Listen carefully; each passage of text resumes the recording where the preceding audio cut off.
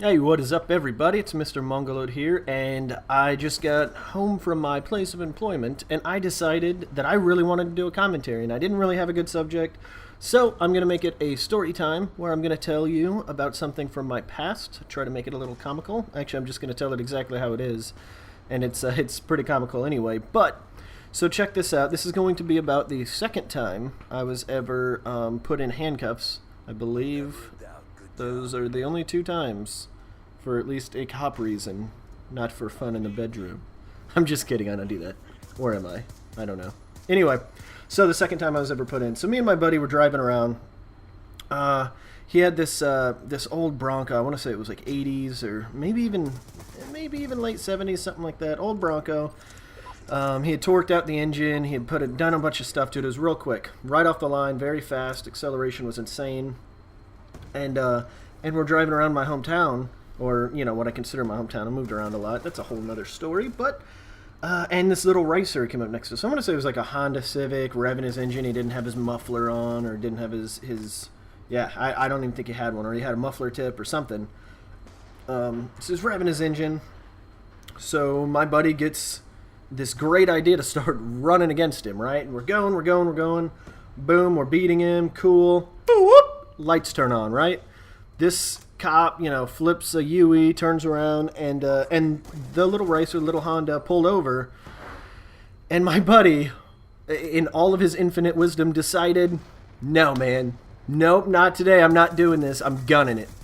He guns it, right? Jumps the median, goes into oncoming traffic. There's cars flying everywhere, and I'm just sitting in the passenger seat like, oh, well, okay, this is fun. This is great. I am now in your hands. My life is inside of your hands, buddy. Good luck. And so he's going, and then he turns a sharp left. There's this little train tracks, whatever. He jumps those, and then I think it all came crashing down where he was like, he had that moment where he's like, what the hell am I doing with my life, man, right? And and so he drives a good another 30, 40 feet, slams the brake, turns it over in the median, and just takes his keys and throws them out. And this is like this little back road, whatever. The cop's right on us, obviously. He throws the keys out, and he throws his hand out the windows, or his hands out the window, rather. And the cop pulls up, and he gets his gun out, and he's like, get out of the vehicle now. And he's like, I can't. He's like, open up the door and get out. And he's like, I can't. The door's broken. His door was broke. He couldn't even get out. The window was rolled down. He's like, I'm going to try to climb through the window. So he starts trying to climb, and he's like, do not climb through that window. Open the door. And he's like, I can't open the door. It's broken. I can't do it. And then, so now the guy's yelling at me, and another cop came up behind them, and he's like yelling to get out. So I like get out, and he's like, get on your knees. Get on. Okay, all right. I get on my knees. I lay down. I do the whole thing, and he's climbing out of his window, and they're screaming at him. They throw him down. They cuff us both. And this cop was such an a-hole that he put like his boot on the back of my head while I was lying down. Like that was necessary or something. Like I had done something wrong as the passenger of a vehicle where my friend just lost his shit and just started driving off.